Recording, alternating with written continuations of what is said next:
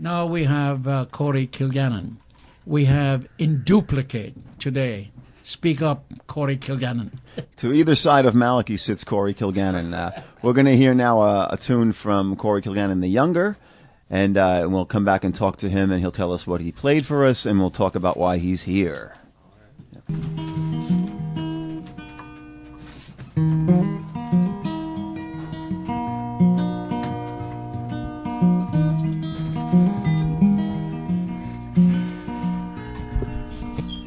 All the fish in the deep blue sea, big gray whale whistling songs to me. If love is a current that runs underneath, honey, you're just an ocean breeze. All the rain that falls from the sky, every golden tear in your sweet silver eyes. If love is a kiss, honey, I'm a goodbye, and all the flowers that I brought you will die.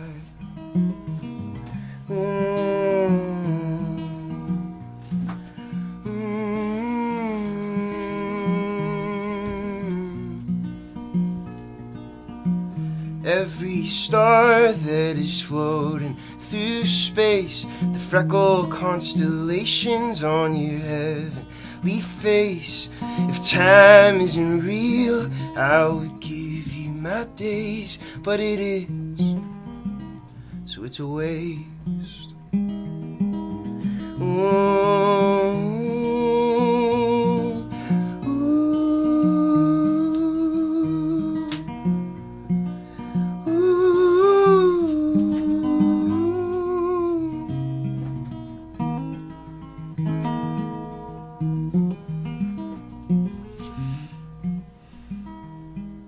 Neon grain of sand on a fluorescent beach, a crab digging holes by the base of a palm tree. She takes my hand and I start to see that the waves break like falling leaves, and better timing is all we need. And that was Corey Kilgannon. Corey, what was the name of that one?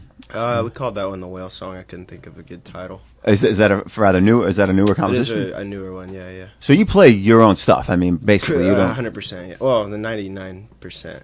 Yeah. If the cover gig can pay rent that month, I'll do it. But besides that, not really. That's great. Well, listen, thanks for coming in. Yeah, thanks for playing for us. And just, why don't you give people who aren't familiar with you, just talk a little bit about your, you're still a young guy and your career. You have a bit of a following, as I well know, because I have the same name as you, and I'm looking Twitter, myself right? up, and all I'm getting is Corey Kilgannon, the musician. I get your emails all the time still too. Like, criticisms. That's where they're going. Yeah, all these nasty emails about the articles I've written. Yeah, well, you can I keep those. Just shoot back and say mean things, and they don't realize that it's not you. That's good. It's fine. You can say very rude things in his name. Yeah, exactly. Yeah. Well, in our name. Again, that is such an amazing thing to.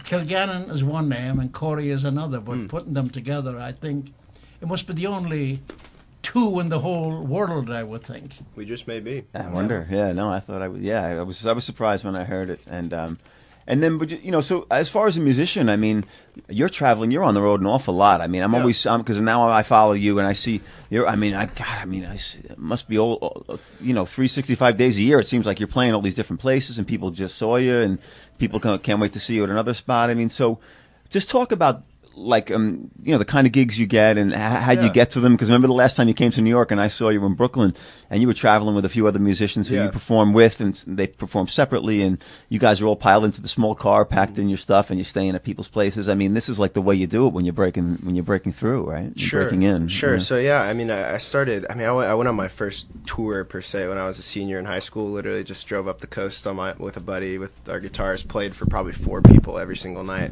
and I fell in love with the idea of traveling and playing music for people, and tried to do the college thing, didn't really stick it out. So I dropped out of school about 3 years ago, and what school was that? I went to Belmont University in Nashville, Tennessee, And so I dropped out and dove right into a pretty cool scene right now, especially if you're like me and I prefer to play solo a lot of the time, and I'm more of a lyrics-driven guy. So I've probably played 200 or 300 shows in people's living rooms. Literally, it can be 25 people. There's been a couple with 100, 150, 200 people in living rooms. And I've been doing those. I mean, I still do those very regularly just because it's a hard way to make a living, and people are generous. Like you were saying earlier, like people will donate money to hear you play, and there's no venue to split it with and all that. But so you'll pass the hat in that case, yeah, or a jar at the door or something. And people are typically very kind for those. Those have been a lot of fun, and so I just got started doing those, and just wanted to play for as many people as I could, and made recordings with friends, and it's just continued to move on to the point where this year, probably what you were saying you saw on Twitter, was I got asked to open some shows for bigger bands and got the opportunity to play in venues for 200 or 300 people, which is awesome, and it's a much better. And where are you here? Are you appearing here now in this area? So I've been in New York for about a month working on some recordings. Yeah. Just an old friend that moved up here from Florida, where I grew up, and I was actually born here in Yonkers, so it's kind of a long return home. So I've really enjoyed being back in the city. Are you appearing at the moment? I haven't done a show here in town, but we're working on a couple. I've been trying to take the month off. So and how can people find out where you're performing if they have contact you? Give your phone number out. Yeah. Right. Just tweet at Corey Kilgannon and see which one you get. And it is. I specified, so I have a website that's CoreyKilgannonmusic.com. I'll get you for If that. you do music, then just let me know. We can just join our sites together. Corey, could you CoreyKilgannonmusic.com. That's what it is. Yeah, that's it. So. Could you possibly do what you're doing now without Facebook, Twitter, Instagram, and getting the word out? Man. Because this is how it used to be: postcards and flyers up at a cafe or something. Yeah. But Janet Coleman had on the owner of the Cornelia Street Cafe, and they had someone come on. He didn't advertise it, but she had a huge Facebook following. 150 people were lined up outside with the bottom filled out, just based on Facebook. I find it to be good and bad sometimes. I personally kind of hate social media. I have a really hard time finding anything significant or interesting to post on it, but I do every time I announce shows, I'll post an Instagram or a Facebook, and I prefer the email list thing. Just I find that to be a little more personal, but it's weird because you get a lot of people that just follow along on the internet and probably wouldn't ever come to a show. So honestly, I don't really know how to do marketing all that well. I just kind of write the songs and hope that people show up, but.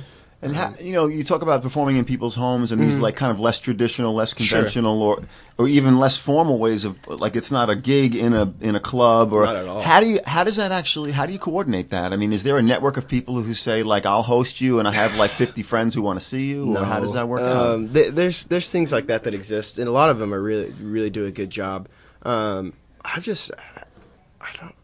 Just traveling, you meet people, and it's like word of mouth. Literally, a lot of it's word of mouth. So I remember the first house show tour I did. I had just worked at a summer camp where we all came into work from all over the country, and so literally of the 15 shows I did, 12 of those people were people I had met at camp. And I just said, "Hey, can you host a house show?" And they said, "Okay, what's a house show?" And I said, "I don't know. Just get some of your friends to come over, see if they'll donate a few bucks, and I'll play them a few songs." That's still the way I do it. It's just that now that I've traveled for 3 years, I know a lot more people. So if I want to go play in Seattle, I know some people up there, and they'll put a show together. But I kind of enjoy the chaos of it. It's very non-traditional. Most house shows, it's 7 o'clock. The show starts at 7, and there's 3 people there, and I have no idea if anybody's coming. And then by 8 o'clock, there's either still 3 people or 50 people have showed up. And wow! You have no way to know who's coming. Right. Well, when you begin your musical exercising your musical interests. There are lines, 5 lines, 5 space, 4 space, 5 lines and 4 spaces. Yeah. AGBDF, FACE. They're the notes on staff. And staff, right. And so you have major and minors and clefs and semi kind of things and all that kind of thing. When you start off, do you look and you say those marks on a page, on those 5 lines, those 5 phrases, mean something to me? Can I say E, and then I have to go up an octave. E. Do you think that way? Is that how you compose? Yeah. I write music from a weird place because I went to like an arts school and I sang in choir, and I really love music theory. But then a lot of times when I sit down to write a song, like I'll just that sounds nice, and I'll just kind of pick it through and then hear a melody, and they're a little bit. I'm a bit.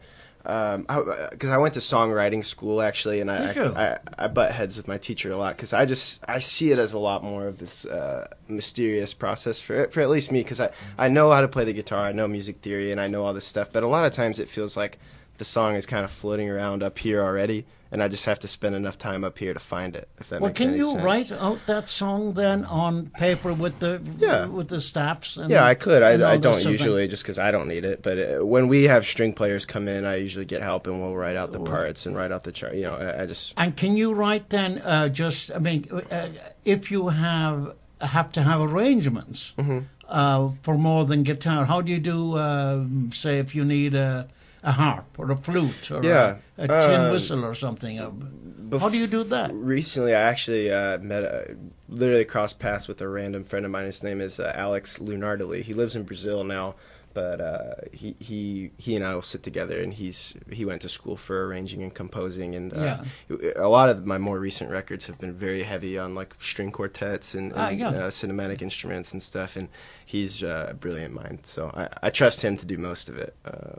And then if not, I'll kind of help talk him through, because I can do it. It would just take me a year, and it would take him 20 minutes, Well, getting mostly now, of course, with the money is no longer in records, because people can just download every bloody thing these days and essentially take it away. Right. But it's it used to be all the money was in publishing your songs, and is that gone now?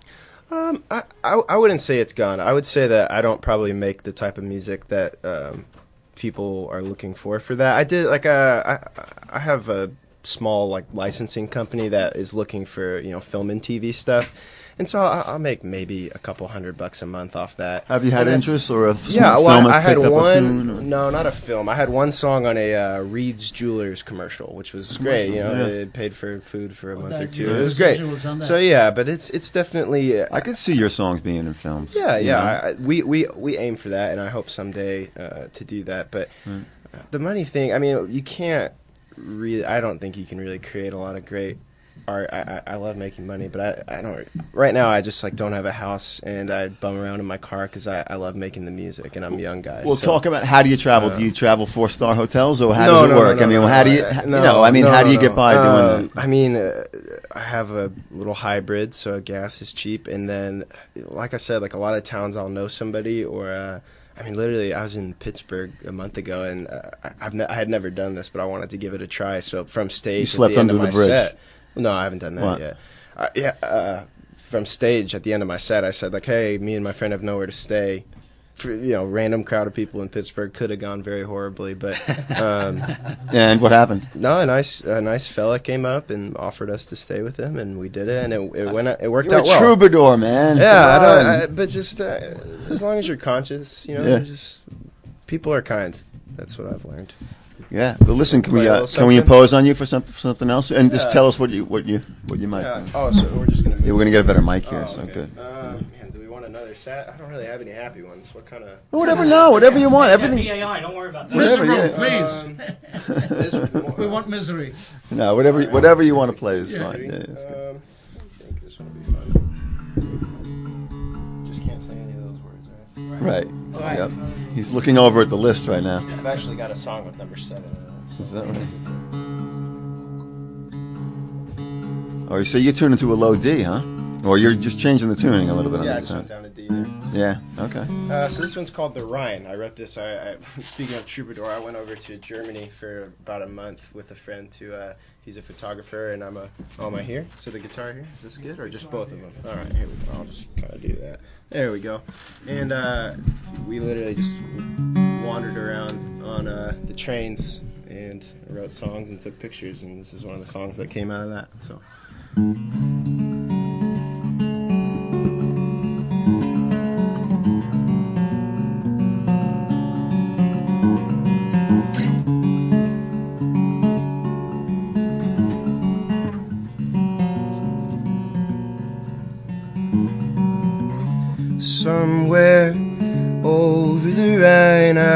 us are passing the time, picking blackberries on the vine. And from the top of that hill I could see the city lights standing still where all her blackberry blood was spilled into the river, out to the sea. Her heart delivered the poison to me.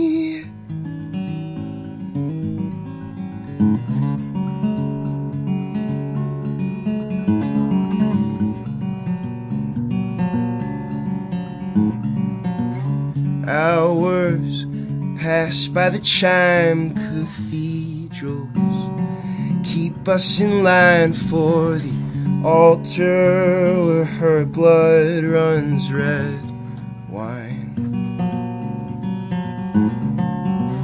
Jesus was getting his fill at the party, girls in God's will throwing all of Simon's stolen bells into the river, up on the cross. Take from the giver, count it all lost.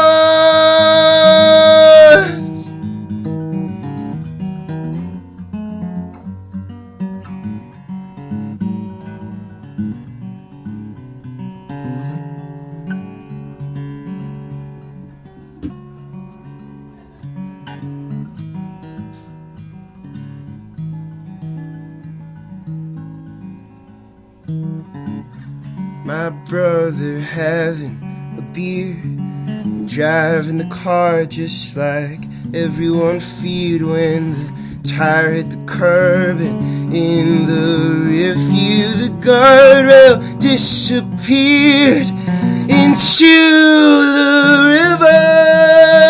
river, deep in the Rhine. Oh, how we shiver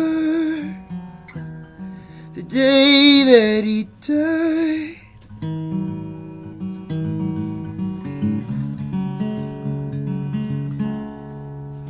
All right, very nice, very nice. Woo, it's hot in here. Thanks. That's great. That's some fine singing too. Let me ask you something. Do you find that you sing better if you're belting it out, or if you kind of have this, like, you know, you're in the studio here, I could tell that you kind of held back, volume-wise, you held back a little. You'll jump into a falsetto. Do you feel like you could sing better if you're like on stage belting it out and I feel that when you're on stage, and especially like even Plus playing for the radio or whatever. But yeah, it's for me to play, especially with the songs being like heavier material, etc. Playing a show, I spend 30 minutes like getting in a headspace to really sing and play. And this morning I've been in the car for 3 hours and on the train and just cussing people out on the subways and just going crazy. Right. So it's not a very peaceful place to come from to sing well. But yeah, I prefer singing on stage every time. I actually kind of suck in the studio, honestly, too. It's really hard for me to sing to the record with the headphones on. Right. We have a harder time getting me to sing like the same. Right. You kind of have to recreate the whole thing. I mean, I'll do the one headphone off thing, which is horrible. You really shouldn't do that. But just anything to not kind of feel cramped, I suppose. Well, what is the equivalent now of putting out a record? Like we used to have people putting out a record, is it, I guess you really can't, it's hard to make a lot of money selling the singles or the records now, even online, right? I mean, so how do you expect to try to, do you just release it for free and hopefully people will support you at your, come to your shows whatever? I've tried so many different, because that's the other thing. I've tried to be creative with the release, and so I've done anything from released on platforms where you get the record for free in exchange for your email, and then hopefully they'll come see a show. Or I did a record where we just sold it, and I sold 150 copies, which is like incredible. But then that was it. No more momentum. So I Now think these you were just- CDs, or you just it's you don't digital make copies, them? but you just sold. And like Yeah. my close friends and family and actual fans bought it, but nobody else is going to check it out. So you have to put it on Spotify. You have to put it up to listen to. If you're Taylor Swift, you can do whatever you want. If you're me, you just have to let people have it. And I keep expenses as low as I possibly can. I try to pay for the records myself, so I'm not in debt at the end of them, and that way I can just keep going. I Right. suppose. And you've been able to do it without really, they call it a day job. I mean, just make enough to get by. Every once in a while, I'll pick one up. Like last fall, I didn't have a lot of gigs, and I wasn't recording, and I wasn't really doing anything, so I just worked for 6 months and planned. I worked at a company called Warby Parker. I used to drive Uber. I've done all kinds of weird jobs. Ever I been drove for a ever been flower shop recognized? the other day. Not while working at a job. It's Yeah. happened a few times, but not really a lot. Yeah. Like in my hometown. Now living in Nashville, that's a great place to live if you're there's a whole scene there, right? Especially in the stuff that you do and younger people and Yeah, there Yeah. is. I'm the wrong person to ask because I'm probably a little bit over it. I think that Nashville's a really cool town. There's certainly a lot of incredible artists. Most of my favorite artists are my friends, and most of my friends live in Nashville, so I'm a huge fan. I would say that their culture there is very, how do we monetize art? How do we take someone's song and give it to the best manager and the best promotion and the best thing? And that's all It's good very things. commercial That's all good. minded, Those are all good things. I hope that the songwriters of those songs make as much money as they possibly can. But a lot of times it seems to bleed over into being the main focus, which is then when you end up making a bad record or a song that doesn't have a lot of heart in it and just trying really hard to sell it. I find that happens a lot in Nashville, I would say. But it's a beautiful town, great food. right. It's easy to get around. Yeah. You could drive across Nashville in 20 minutes. Is that right? Oh, yeah. Yeah. In traffic. Now, from what you know of the scene in New York, I mean, have you been able to do you want to get gigs in New York City? Is that still a place to come to try to blow up as an artist? Or, I mean... Truthfully, I have no idea. I've just been trying to figure out how to ride the subways and get through traffic. one borough to the next. But, where do you spend most of your time geographically, regionally wise around the country and stuff? Like the most of my touring's been in the South and in Texas and all these areas and stuff, just because proximity. So that's mostly why I kind of want to spend a few months, maybe years up here, is to go explore the music scene up here. But I truly just don't know. I don't know. Lost them. All right, so let's maybe we could get you to do one more, and then we're gonna we're gonna talk to people about how they can support the station before we finish out. Sure, one more song. Yeah, All right, cool. That'd be great. Okay. Well, we'll do so. I'm here right now working on a follow up record to my first thing. It was probably what was out when we first met. It was called The Hollow.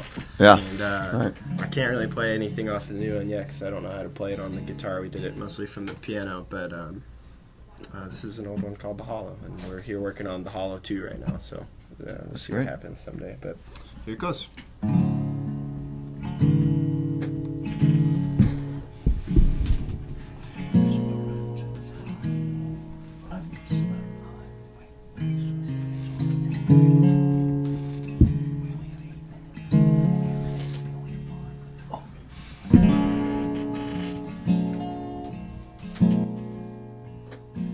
Told me drink till she's pretty enough. Drink until she's the wine on your tongue. Kiss to forget. Sleep when you're dead. Love while you're young. And it matters. They told me breathe her like secondhand smoke. Let her stain your hands and seep in your clothes. Dance to remind yourself that you're dying. Honey, that I'm no different. 'Cause we're always waiting to kiss till the sun's down. Never looking into each other's eyes. If you are the hollow, then I'll be an echoing sound. If you're darkness, I'm drawn to the night.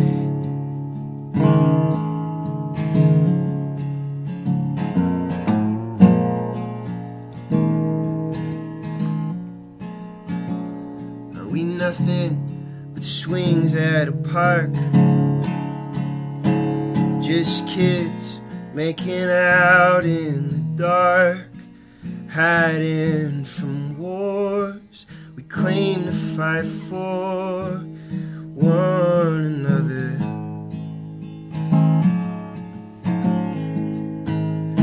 You're like fireflies trapped in a jar. You're a prison without any bars. You make me alone. You're soft like a stone hid in the water. 'Cause we're always waiting to kiss till the sun's down, never looking into each other's eyes. If you are the hollow, then there'll be an echo and sound. If you darkness, I'm drawn to the night, drawn to the night. I'm drawn to the night, night.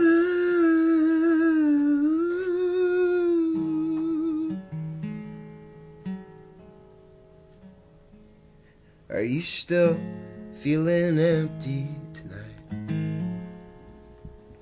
Are you kissing me so I'll quit asking you why you look sad?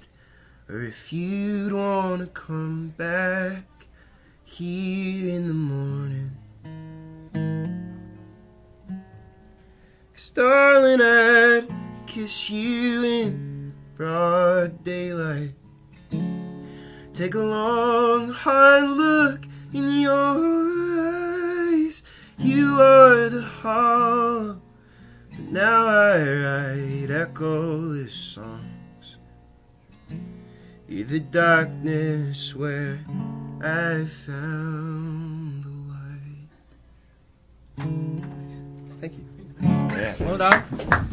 Very good. Yeah. That's Corey Kilgannon, and you Yeah, can thank find you more guys about so him much at for having me. CoreyKilgannonmusic.com, right? That's correct. That's Thanks great. for having me, Corey. Yeah, thanks for coming up, You're and welcome. good luck with the finishing up the album. Thank you.